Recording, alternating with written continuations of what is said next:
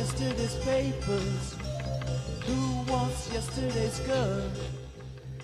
Welcome to another edition of Looped In Live. I am your host, Tim Wood, editor of Loop Weekly, the Methuen newspaper. Glad to have you aboard today. We're gonna have a couple guests today. We're gonna have State Representative Linda Dean Campbell and State Representative Diana DiZoglio. Double booked them in time slots. Lou, you've probably like I said, run across this. Welcome to radio. Yes. Yeah, exactly. So we are gonna instead have we're gonna go seniority. We're gonna have State Rep Linda Dean Campbell with us today, and then we will bring in Diana DiZoglio next week, along with currently scheduled Mayor Jim DiZoglio, who we backed up due to a funeral a few weeks ago. So we've tentatively rescheduled for next week. I'll keep you up to date on that. I got to check in with the mayor's office. So before we get into that, I want to tell you that Looped In Live is sponsored by Methuen Family Health Center. Huge backers. They are a title sponsor. They've been fantastic with us. We'll tell you a little bit about them later, but a huge thanks to the folks over at Methuen Family Health Center and for all they do. And Joseph, Beth, Rich, all the folks over there. Huge thank you for supporting the community, supporting live streaming radio, I guess you'd call it. What do I call this? I try to explain it. I'm like streaming shows. It's a video podcast.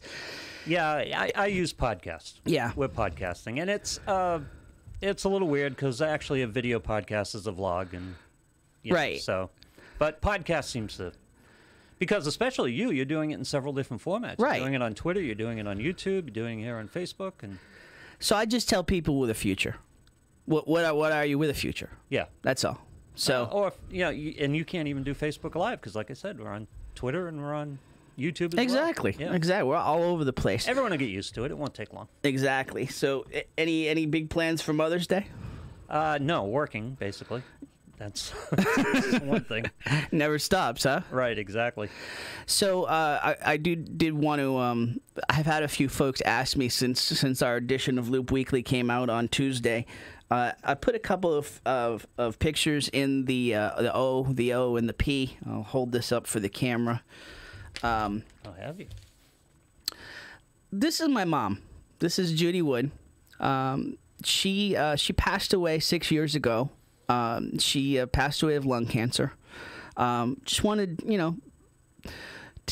kind of took advantage of having my own newspaper. Did a little tribute to my mom. Sure. And a huge shout out to our designer, Kat Sylvia. I'll hold that a little closer. Kat Sylvia. She just made it perfect. I gave her a couple pictures. She just made it perfect. My mom, absolutely amazing woman. She gave me all the morals, all of the support. Her and my dad busted their butts. I was the first of 4 kids in our family to go to college, and she I wouldn't be doing this sort of stuff. That's pretty much load for families of that generation. That was a big load. Absolutely, and they didn't know. They didn't know what to do or how to fund it, and they busted their butts to make it happen. And my mom was just an amazing woman. Raised 4 kids. She was probably one of the first group among her generational friends to be working and doing the family thing at the same time, and she just when I saw what Kat did for our cover, folks know even 6 years later it's still raw. Sure. She died way too young. She died when she was 70. It's one of those habits that is very difficult to kick. And my mom, she didn't drive. She was when she got stressed, she smoked. and Yeah. you know, all my sisters did. My dad still does. I'm the only one in the family that doesn't smoke. I think I chose another vice with eating, but that's a whole other story. But you know, happy Mother's Day to all the moms out there. Don't you find as you become a parent, your perspective changes quite a bit? It's amazing. Yeah. It really is. You know, and I have teens now too. I have one teen and one soon to be teen. But you have a whole different relationship with your parents. Oh yeah. You know, past or present, once you understand the game. It's amazing. Yeah. And you know, it started pretty much the day I saw my first son, TJ. But I mean, the more and more you get into it, the more you realize is the sacrifices your parents made. Yep. And you know, how I will do anything for my kids, and how just looking back and all the things that maybe when I was 15 or, you know, I thought, oh, jeez, these guys. Yep. You know, now I'm like, if they hadn't, I don't know where I'd be. You know? Listen, you deal in the news, and you're talking about school systems and education and just everything we see in Methuen and in the valley, in the area.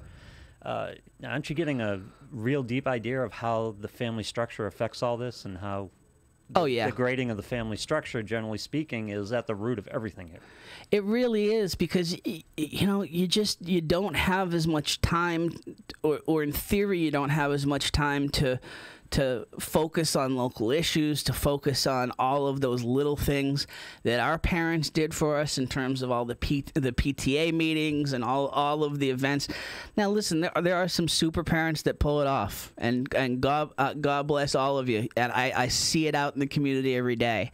But yeah, you know, you talk about all of these societal issues we have. It just about every single one of them can be rooted back to just the eroding of the family structure. The problem is it's become generational now, because we've got parents who didn't have parents, or didn't have a good modeling structure, so they have really no clue how to go on. Especially, you know, loss of the father is one of the big ones. We know that, but just generally speaking, we're in the second and third generation of parents here who are dealing with.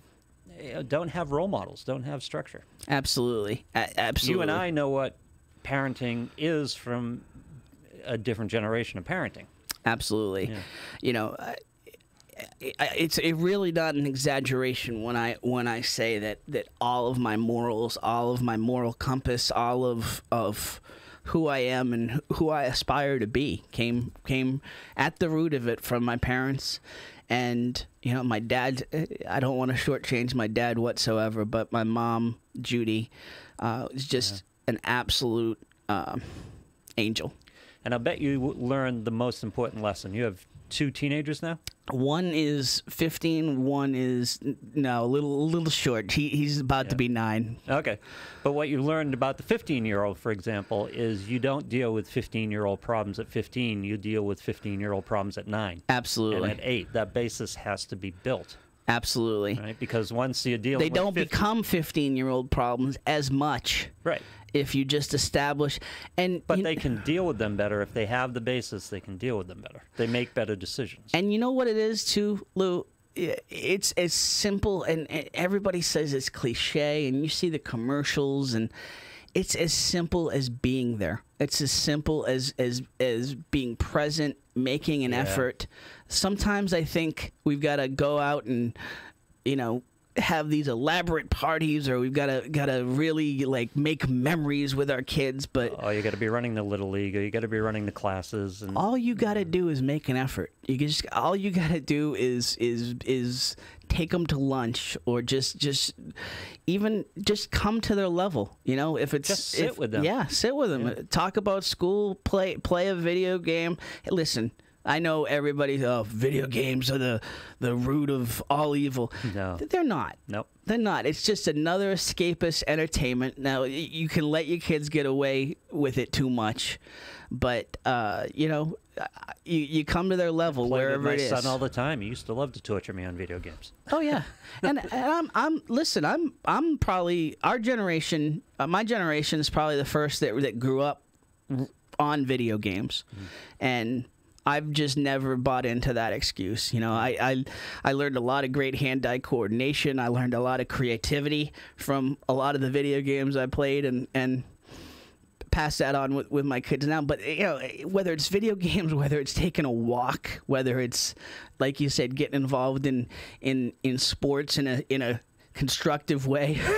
I've seen a lot of not constructive parent involvement, but a big change for me, and you must do it too, because you have similar work. When my kids were that age and a little younger, where I was working all the time. I was just working all the time. So we'd be home together, but I'd be in the office.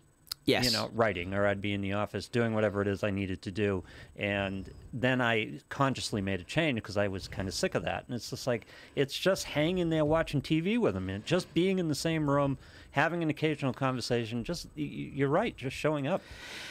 And you know, it's part of why I started all this. It's part of why I started Loop Weekly. Why I wanted to be involved. I've always wanted to do this, but it became even more of a goal and just a single-minded path.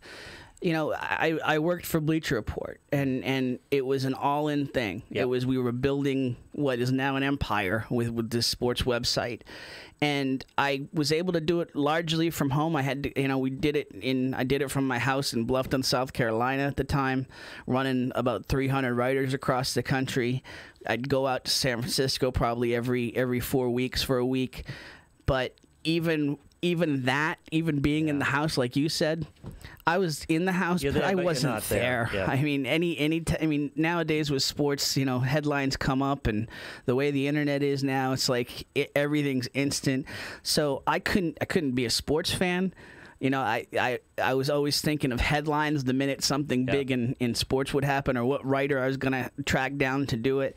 And it just wasn't quality time. And listen, running your own business is a load as well, but at least I'm doing it in the community, and I can set things up to intersect a lot of times to my favor. So it's as Mother's Day comes up, it's definitely a time for a reflection in terms of what our parents mean to us. So where were you? There were four siblings? Yes. And where we grew up. You the oldest? I was the youngest. The youngest. I'm the baby boy of three older sisters. Yeah. And so I was the miracle child. You know, my dad was waiting for a snowblower, and he got one. But yeah, it was. So did you feel like, because my upbringing, I often tell this story because it's tailored how I parent. I was the youngest too, and I was the youngest by 9 years, and it was a sister, and I was basically left alone. It was fine, and I loved it. I used to say it was a great upbringing. You know, as long as I didn't bring the cops home behind me, they weren't on me for curfews, they weren't on me for where I was. You know, they would just, everything's cool, he's fine. It was a lot of the same way for me. Yeah. It was, And I thought it was idyllic, but then when I went with my kids, it's like, nope, I'm going to know where they are. I'm gonna understand. I'm gonna talk with them. I'm gonna understand what their day is like. I'm gonna be there for them. I'm gonna be involved with them. And I think maybe some of it was that my parents were a little tired at that point. My three older sisters were hellions, and so a lot of it was I went out of my way to be the good one. Yeah. And that was a stress all to itself. But my therapist knows all about that, so we don't need to go on. It's not a knock. It's just the way my feelings have changed about it. Where again, I used to describe it as an idyllic upbringing. Absolutely. I was basically on my own. It was cool. And I do shadow a lot of the way that my parents brought me up at that point. Was until I'm a problem. It was always the way with my parents. My parents were there and present in a lot of the activities, but they weren't overbearing. Yeah. And until I was a problem, until I didn't earn trust on certain things, right? They stayed out of my way. Yeah. so I bet that makes you very involved with your kids. I bet you're pinging your kids all the time. You're in touch with them all the time. We try. I mean, nobody's perfect, and my wife works her tail off. I work my tail off, but my wife works from home for a company in New York. I'm able to do this here, and so yeah, it does create a lot of opportunity to be there, and it's all about what you take advantage of. So, I by no means am I Dr. Spock or of any ilk to be doing any parenting advice, but I don't know if I buy that. I mean, yeah, everybody has their own way. Every family dynamic is different, right? So I don't buy into the. I like the general advice books, yeah, but I don't think there's a method. Plus, by the way, are your two kids different? Oh, my two kids are incredibly different. Yin and yang, absolutely. So you almost have to come up with two parenting plans. Yes. Or a parenting plan for each kid because they're all different. Yeah. There's a certain amount of hardwiring that's really kind of astounding. The only place my kids meet, and they're both athletic. They're both the metabolisms are through the roof right now. The only where they intersect on video games at times, sports at times, and refrigerators all the time. so that's where we're at. We're living that dream right now. So listen, happy Mother's Day to everybody out there. But long story short, in terms of explaining who those pictures are, that's my beautiful mom, Judith Ann Wood. She passed away 6 years ago. What was your mom's saying? Everyone has a saying from their mom that they repeated often that rings in their head that maybe you've even said to your kids. Did she have one? She really didn't have one. She was just more of just be kind and be yourself. Don't. She was very much that way with me. I was part jock, part nerd. So I never really, I didn't have a clique. I didn't go partying with the jocks after the games. I wasn't always around to play Dungeons and Dragons with the nerds, and I'm being very stereotypical here, but a lot of it was that. So I had to find my own way a lot of the way, and in terms of social groups, and we moved a little bit because my dad's job. We moved between Laconia, New Hampshire, and Portland, Maine a couple times. So I ended up, after 8th grade, we ended up going back to Maine from Laconia, and so I had to make a whole new group there. Yeah. So, but it was just that was the best advice they ever gave me, and my mom was just like, do not buy into, don't get stressed out about other people. Just be yourself, and. Good for her. Good advice. Yeah, it's definitely paid off. Do we have state rep in the hallway? I don't believe so. All right, we'll get her up here. We'll take a quick break. We will come back after the break. Also gonna, I was gonna talk about this up front, but I do want to talk about. We'll talk about after the state representative. We'll talk a little bit of city doings. The folks over at Wheeler Street found out their immediate fate at City Council on Monday, and some doings on City Council I definitely want to talk about. We'll get into that. We'll talk to State Representative Linda Dean Campbell right after the break here on Looped In Live, brought to you by Methuen Family Health Center.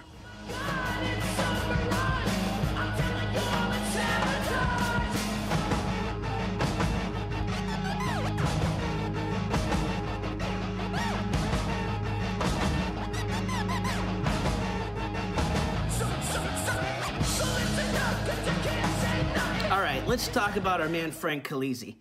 The spring market is heating up, and Frank Calisi is the realtor to go to whether you're buying or selling this spring. Frank has proudly served Methuen and the surrounding communities for over 45 years, and he is ready to serve you today. He's a member of the RE/MAX Hall of Fame, and for good reason. Buying or selling, he gets results for you. Frank is the Seacoast specialist and is licensed in both Massachusetts and New Hampshire. Call him today at 978-500-5310 or email him at frankcalisi, that's COLIZZI, at Comcast.net. That's Frank Calisi Realty. All right, a big shout out to the folks over at AFC Urgent Care. They've been big supporters of us since the beginning as the title sponsor of Ranger Nation Radio, and we are big fans of theirs. AFC Urgent Care, the right care right now. You'll never need an appointment. Got that persistent cough and cold, that cut that needs a few stitches, or need a sports physical and don't want to wait weeks to get into your primary doctor? AFC's streamlined approach helps you be seen quickly and feel better fast. In Methuen, in the Merrimack Street Medical Professionals Building, 380R Merrimack Street. In North Andover as well, in the Burton Grill Plaza. 8 to 8, Monday to Friday. 8 to 5, Saturday and Sunday. Go to afcurgentcare.com for more details.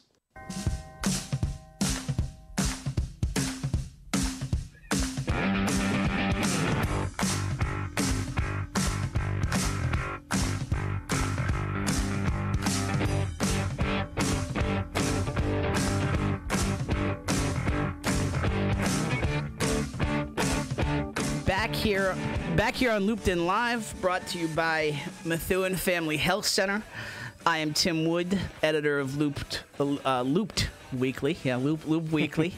Lou Blassie behind the glass. And now we are very fortunate to have with us a state representative for Methuen, the senior state representative for Methuen, Linda Dean Campbell. How are you? I am awesome. How are you? Having the sun out, I think, really improves people's attitudes. I've found driving into Boston, you know, it's when that sun is out, Tim, it can make a big difference in people's attitudes. So, yeah. So I'm a happy camper now that the sun's coming out. Thank goodness. You know, now owning my own business, I am tuned into that all the more when I'm asking for advertising. I don't even, you know, like when snow was in the forecast, I knew not to even ask. Nobody wants to talk. Nobody wants to talk about anything except, it's dark, it's gloomy, but we do. We got the sun. We got spring coming. We got softball being played, baseball being played, lacrosse, soccer all across the city. One of my favorite shots, one of my favorite photos from this edition of Loop Weekly was you throwing out the first pitch for Methuen Girls Softball League. Yeah, go girls softball, man. Now it's really growing. It is, and it's just so much fun because some of these starting players, they're so small that honestly that ball looks like a little grapefruit in their hands, and they're just so excited to be there. And yeah, it doesn't get any better than that, Tim. Now you looked like I maybe after a few years of this you've gotten more of the hang. Did you pitch? I did not pitch, but I do have a background with softball. So before, like a lot of city and town communities, I'm dating myself here, but before a lot of cities and towns picked up local youth sports, a lot of it was done through CYOs. And so a lot of the parishes in the Merrimack Valley had some very serious teams. Sure. And Methuen had one. It was through St. Teresa's Church, and we had a softball team. I played for, I don't know how many years, like 10, 12, but we actually won the New England Championship. Wow. So this was cool. Absolutely. And so, the Stephen Barker School is, when I go by that, the memories are amazing. I played center field. I was a left-hander. So, but warm memories. So I have a really special place for these young softball players coming up. It's such a great sport. Now you had Taylor Cassidy, I think was your catcher for the first pitch there, for one of the co-captains of the Rangers. Yeah. I'll tell you, you look like you knew what you were doing. You weren't like 5 feet in front of the mound either. You were right on the rubber. Well, you know what? It's easy to pitch when you're just lobbing it underhand, but the way these young women do it now, I don't know if I would be the hitter that I was back then, because that's serious stuff. I mean, that ball comes at you so fast. And with the windmill pitch, they can really hide that ball really well. So, when I watch it on TV, it's almost like the pitching is getting too strong there. And no, that was completely just like kind of hope and pray and throw it over there. So let me, I'll make a segue off of that. Yeah. And by the way, Lou, you want to give out the number just in case we have some folks who want to talk to State Representative Campbell? You know what? I'll put it up in the comments. How's that? Absolutely. Or let's just do it. Let's see, 978-659-0072, but I'll put it up in the comments so people can have it. Fantastic. So, pitching strong. Yeah. You had to make some strong pitches over the last couple months here to sway favor and to take care of your own, so to speak, within the confines of the state budget. Right. A lot of work there. It is. It's an intense week, but it involves. I think the key to all of this is you really have to have those meetings months in advance. I try and meet with all of the elected officials in the community to ask them, hey, listen, what are some of your priorities? And then some of it's doable, because you got to find that money somewhere. And so I try and make it a point to talk to the mayors of the communities I represent, which are Methuen and Haverhill, and to really get a feel for what they want. And also, there's a lot of folks involved with a lot of volunteerism. Rail trail volunteerism, all kinds of really fantastic community activities. So believe me, they get in touch with me at this time of year, and it's good to hear from them because you get kind of the specifics of, hey, what exactly do you need this money for? How are you going to use it? So I can make a good case for that. So it's and it's fast and furious once it starts. So if that prep work hasn't been done, you're going to kind of drown, I think, as opposed to swim. So, I feel like I'm ready when that week comes, and then it's all just, really being a strong advocate for what the community needs. What's the biggest thing you've learned in terms of that advocacy, in terms of how to make the case, how to bring folks to your side on some of these local issues? Right. So the what you really have to do is make sure that you are completely armed with the information, because information is power. We know that. And so for example, if you're going to, say, advocate for one of the key areas that I am working on is increased mental health screening and support at the high school level, and also education in this area. In order to do that and to make your case effectively, you have to talk to folks that are really experts about this across the state. You have to have data, what high schools are doing this, what does it cost, do they have any data on how effective it is? I mean, when you're it's very different than operating at the local level, because you have just an intuitive feel, and it's not that complicated to say, hey, we need to spend more money on this, and then you go find the money.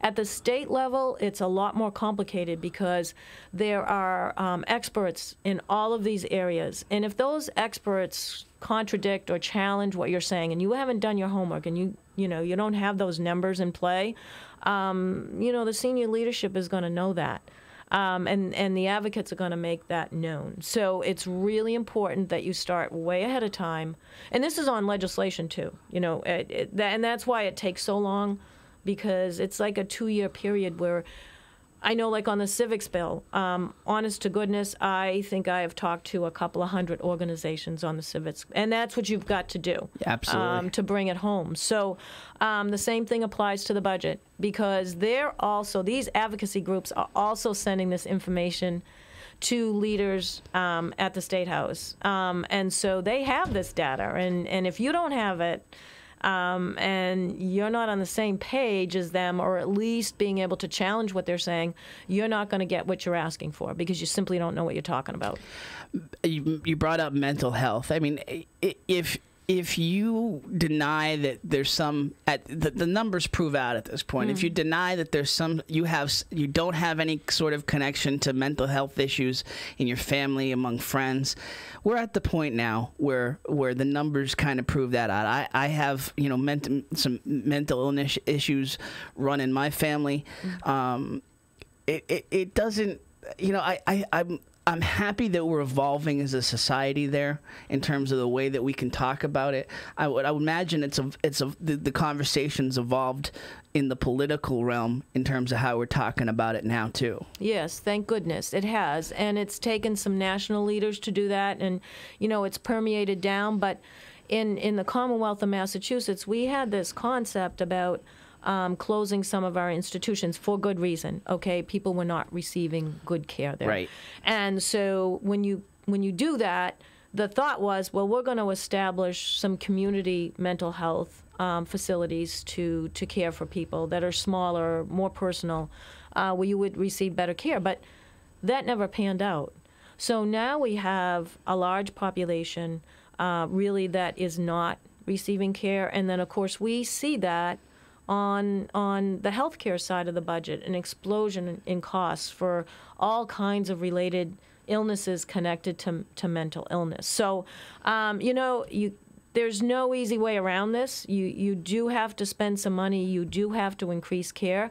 And unfortunately, in the Commonwealth, and part of it is because of the addiction crisis, we had to kind of drop what we were, trying to do in the mental health area and really spend some money immediately on that. But we also know they're connected. And we're just now being able to circle back and say, okay, let's look at these budgets. Let's look at how we can increase funding for mental health across the board. But we're really just beginning that process now. And I'm very grateful that we are. But it's, again, we're way behind in this area, way behind. One of the things that made me the angriest one as a member of the media was I find that on a national level, on a local level, there's a laziness when it comes to reporting about mental health.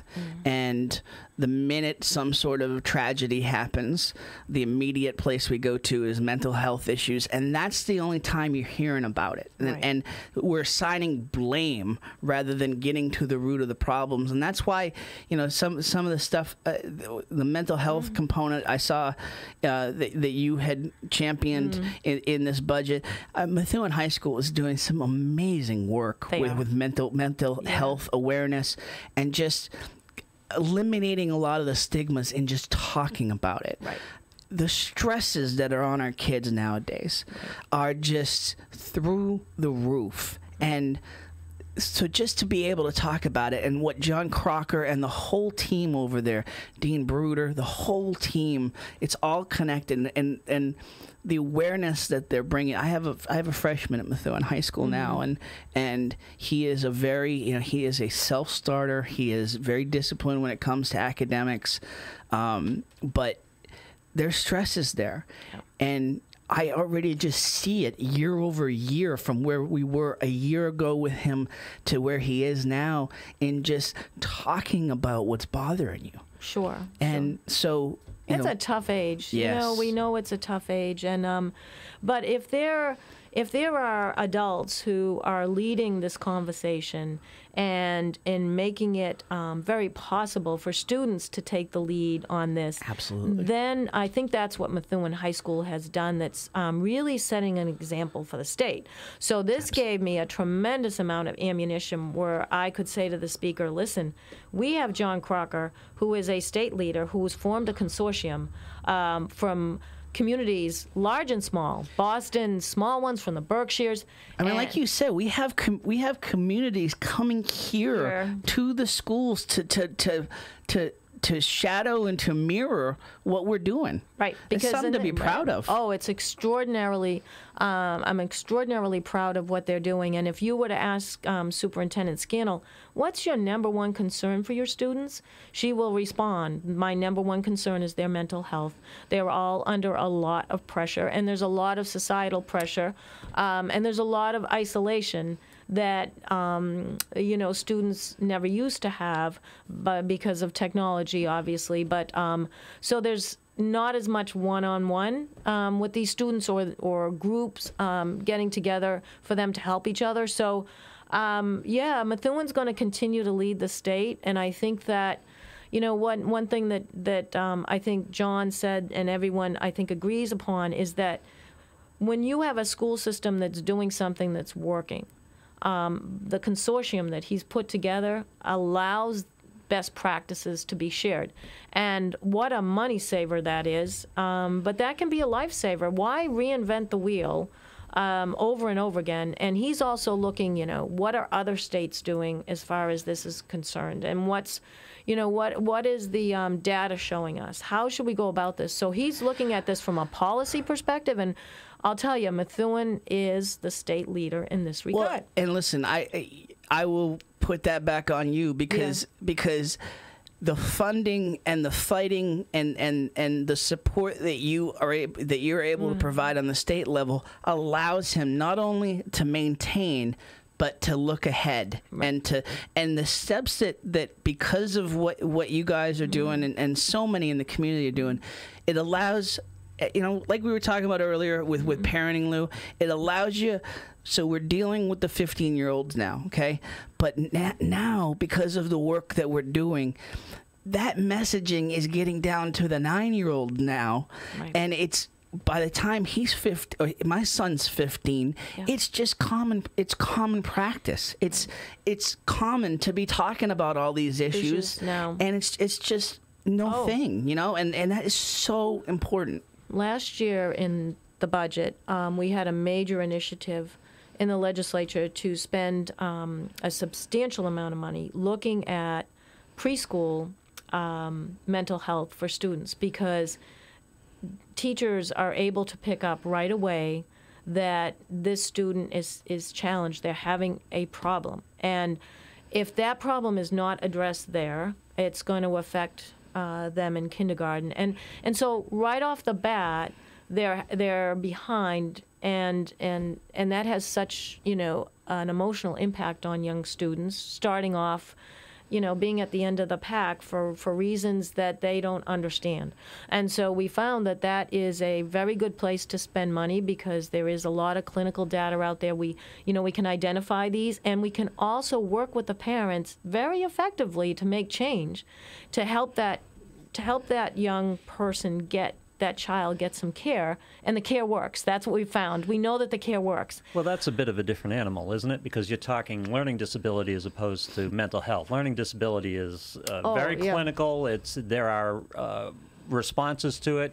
There are a lot of options with it, and it can be dealt with. Oh, absolutely. Mental health is a little bit more vague of a subject. Right, it is. But we also know, even at that young level, that there are... are you talking depression? Yes, as opposed to dyslexia or something like that. Yeah. Exactly, and that is a different animal, as you said. And fortunately, we're getting better and better at identifying that at an early age, and then you have a much better chance. But now that they know, for many different reasons, that young children have mental health challenges, and this is something, because the knowledge has expanded in this area and an emphasis has been put on it. We have that data. So, the other challenge is once you identify, whether it be at the secondary level, one of the challenges that I've seen is then getting the students the care they need. Absolutely. Because there's such a shortage of clinicians. And that's one of the things that John Crocker is doing as part of this package, to make sure that if a student comes to them and says, I need some help, that they have a system in place to get that student the help right away. And I imagine you're going to run into the same issues you run in with learning disabilities, where it's costly. It's very costly. It is, yes. Yeah. And in the area of mental health, it's the time delay is just really serious right now, and the same thing, for addiction treatment. So we have to spend money on this. There's no way of getting around this. If you want more clinicians, and you want to encourage more clinicians, one, you need to pay them a fair price, so that they can survive, and then you also have to provide mechanisms for us to, as a Commonwealth, ensure that we have more clinicians coming down the pike. And that's a challenge, because a lot of them do not get paid really a reasonable living wage. And, we found that with early childhood educators, too. Some of the most important people, as far as children are concerned, right, they don't get enough money to survive, just pay their rent and buy their food and get to work. So, you got to put your money where your mouth is and make sure that if you want to improve these situations, you do have to spend some money to do it. So I went to the mental health. It was one of the things that jumped off the page just looking at the achievements locally in the budget. Yeah. But you got 3 pages of notes here. I don't want to dominate the conversation. What are you most excited about in terms of what you were able to achieve in this budget? I think the high school aspect of it was very, very important. One other issue that was really important to Methuen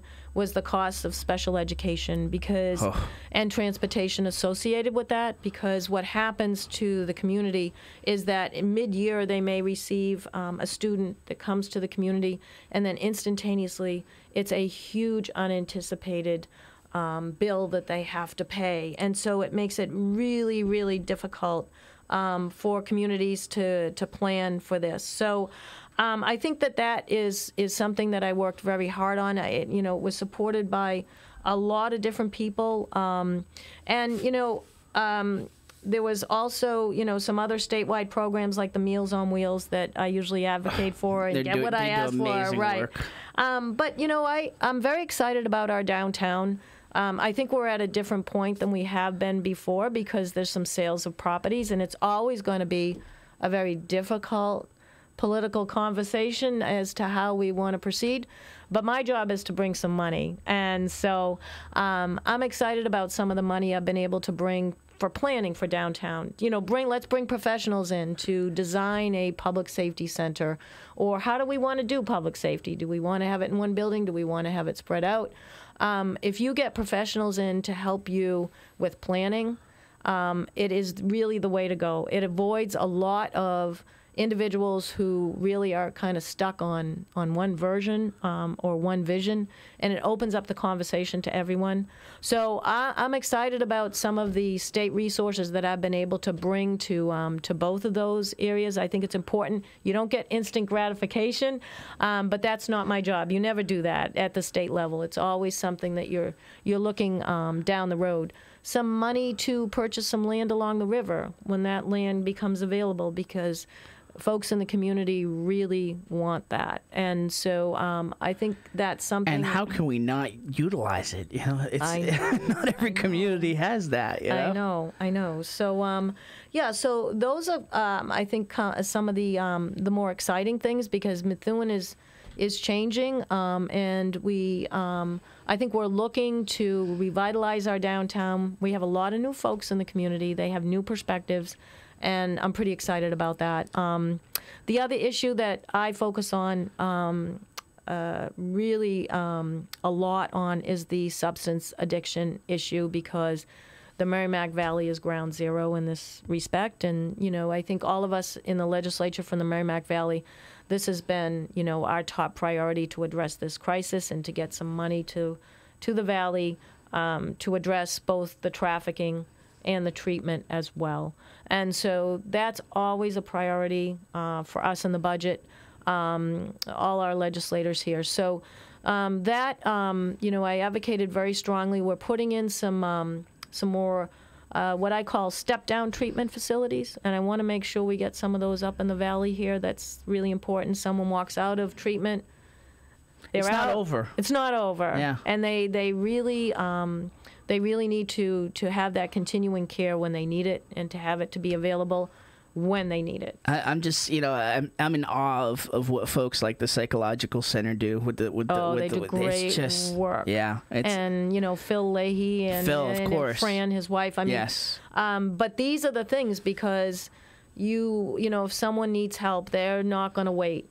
And unfortunately, it's going to be a tragedy in many cases. So the other area that I feel like was really important for the Merrimack Valley is I sponsored the first legislation to bulk purchase Narcan a couple of years ago, and the fund ran dry, as we all know. So I filed a budget amendment with Andy Vargas from Methuen, and we're putting in some more money for Narcan. And you know, to his point, you got to save the person first before you can give them the treatment. Absolutely. And so, to the extent, yeah, it's not the solution, but we have to keep people alive. And the costs of Narcan, we're being gouged. We know it. We know what this game is. You know, they did it to us with hepatitis C. You know, we know it. So let's try and get as much leverage to negotiate something that is humane and reasonable for the Commonwealth. And the way you do that is through bulk purchasing. So I'm all for it. As much as we can expand bulk purchasing, I think we're going to save ourselves a lot of money, and it's going to be needed for a while. You know, it's just the carfentanil and all of these other new synthetics. They're going to change. They're going to evolve. As soon as we get our hands on one, there's going to be another one. And so I don't think that we're going to, not need increasing purchases of Narcan and use of Narcan anytime soon because of these synthetics. This time goes quick. I know you've got more meetings to move on to, but I just really appreciate. I hope this is the first of many appearances here. I really appreciate you coming on. I just wanted to double back on the downtown real quick before I let you go. Just what is different this other than the buildings being bought up? What is different from somebody? You've seen a lot of these iterations of thoughts of how to tackle it. What's different this time that residents can really get excited about?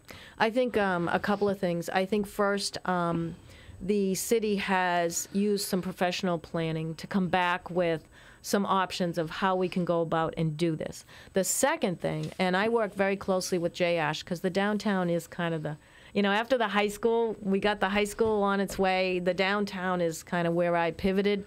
And I've been trying to work with the community to get them to rezone the downtown for many years. But, that takes education. It's a process. The city of Methuen finally rezoned their downtown to 40R. And what that does is that opens up a lot of avenues for me to advocate with the state for various programs, whether they be housing programs, whether they be economic mixed-use development, all kinds of grants that can be helpful in this process. That's a huge step, to have that rezoning, because prior to that, the governor would say to me, Linda, come back and talk to me when they rezone. When they make a commitment. And then, then I can get you working with Jay Ash, and we can get this ball rolling. And Jay Ash is actually going to be coming to the community next week. I'm going to bring him downtown, show him, so it's a combination. For those who might not know, Jay Ash is our Secretary of Economic and Housing. Yep. A great man. He was a city manager in Chelsea, knows his stuff cold. He knows what it's like at the local level. He's great to work with. And so he's ready, to work with Methuen. And this has already opened us up. We've already had some grant money come in. Absolutely. And so it's real. And that rezoning, I think, is one thing that's very different. And again, we had sales of a lot of properties. And so it's the combination of these two areas and the planning money that the state is helping us with to get some excitement around this. It's a great piece of geography. And it's a great piece of geography, and that you have people down there already who have kind of been keeping it alive and keeping from being empty storefronts. Folks like Guitar Garage, Country Kitchen, Bada Bing. They hang in there. At Music DNA, they hang in there, and it's almost to see the results coming. Right. I think there's a lot of excitement building. So huge thanks to the work that you've been doing. I also now listen. We'll get more into detail on a lot of this stuff on loopweekly.com in Loop Weekly in the next edition. But I also just something that just came through was the raising the minimum age. In terms of is it tobacco use? Yes, and it's also it's also targeted to the vaping. Yes, that superintendents came to us, principals came to us and said, listen, we have numbers. This is increasing, and it's a big health issue. It amazes me how the tobacco companies have reorganized. Yes. You know, we're seeing, like, if you actually watch the commercials instead of DVRing, there's commercials running now that are running about a court settlement, about a court order, about literally explaining all the health detriments to smoking. And so people might look at that and say, okay, we got them.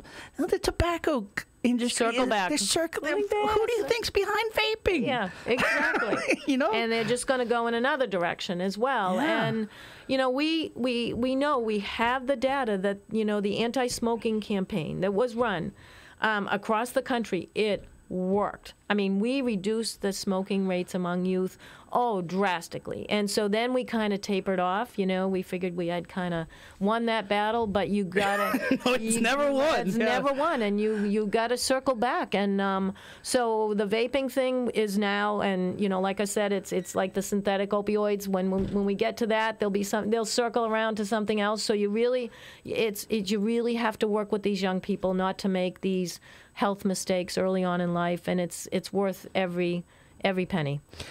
Sid Harris said in the comments before, we have amazing leadership from our state representatives, and you lead the way. Thank you. Well, absolutely, thank you. You lead the way, and so a huge thank you for the work that you're doing and continue to do, and. Seriously, thank you so much for coming on.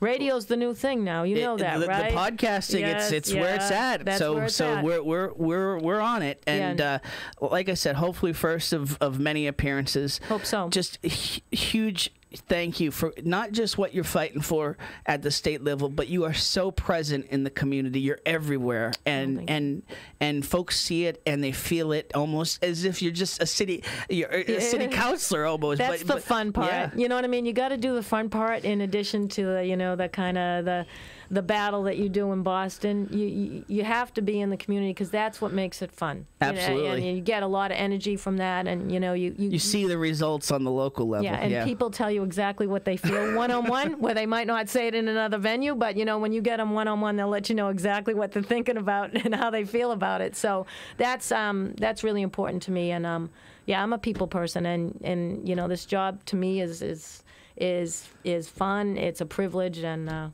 so it's all good. So thank you. State Representative Linda Dean Campbell, a huge thank you. Again, we'll cover a lot more of it in the pages of the Loop Weekly in terms of what's being done, but we'll talk more. But a huge thank you for coming on. All right, we'll do some. We'll come back. We'll do some house cleaning. Wrap up today's show.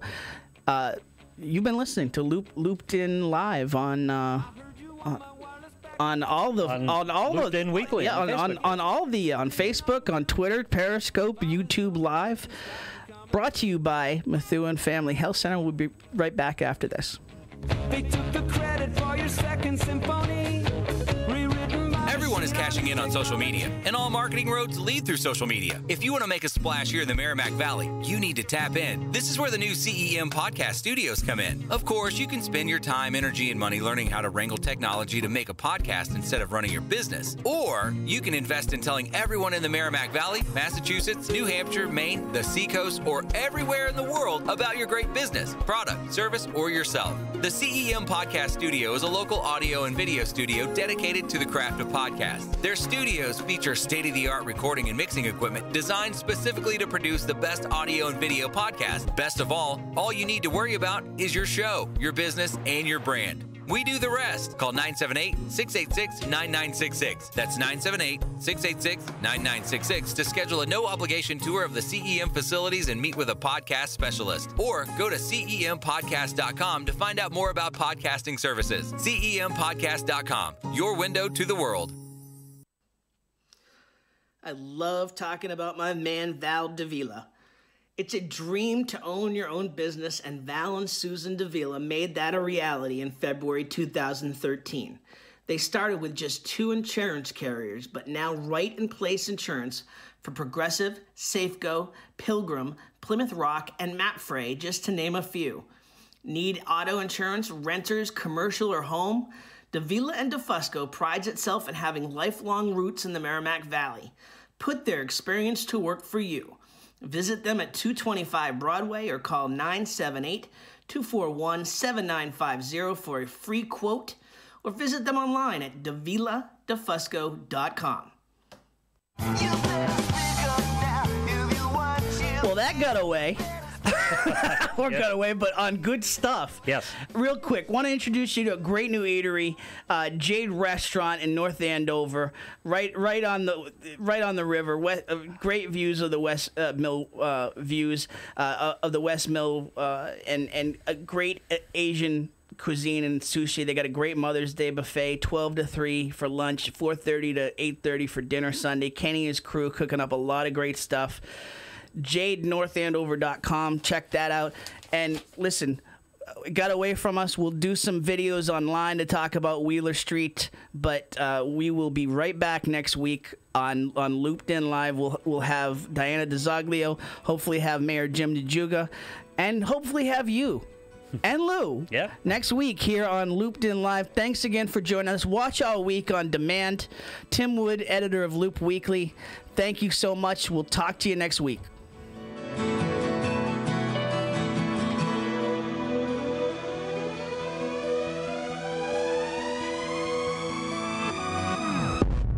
Waking up to ash and dust, I wipe my brow and I swear